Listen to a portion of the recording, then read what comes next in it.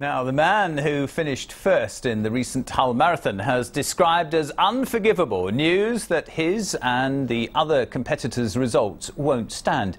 It comes after it's emerged that runners ran on an unmeasured route, leaving athletics officials unable to confirm the results or call it an official marathon. Our sports reporter Simon Clark has the story. It was at the time a moment of triumph and celebration. 26.2 miles pounded around the streets of Hull and East Yorkshire.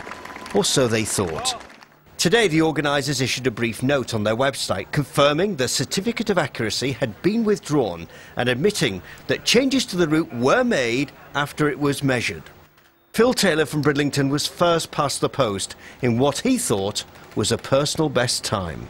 Now, I've probably been defending them for some of the mistakes they have made this last week, which were probably avoidable, but you can forgive them for that. But to make the mistake of having the wrong measurement for the marathon, or potentially the wrong measurement, is it's unforgivable, and it's a huge mistake for them to make. One of the main points of contention was at Pickering Park.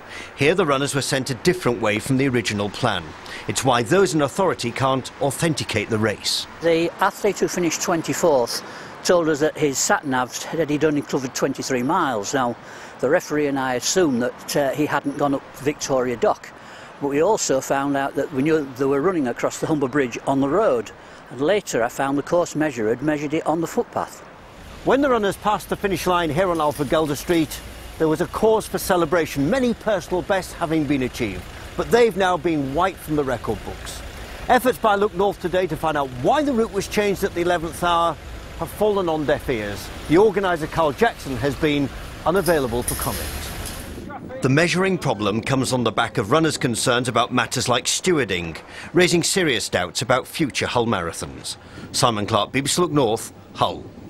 I've heard a story like that before. This is another one you might have a view on. If you have, then there's the email and the text and the email address. We've already had some response on this. This is just from Darren, who got in touch. He's written a letter to the organisers saying an apology doesn't really get back the 16 weeks of training that went into this. The new running shoes, the physio appointments, 16 Sunday mornings that I haven't spent with my 2-year-old son, and getting up at 5 in the morning to run in the snow. If you've got a comment on the marathon story, let me know.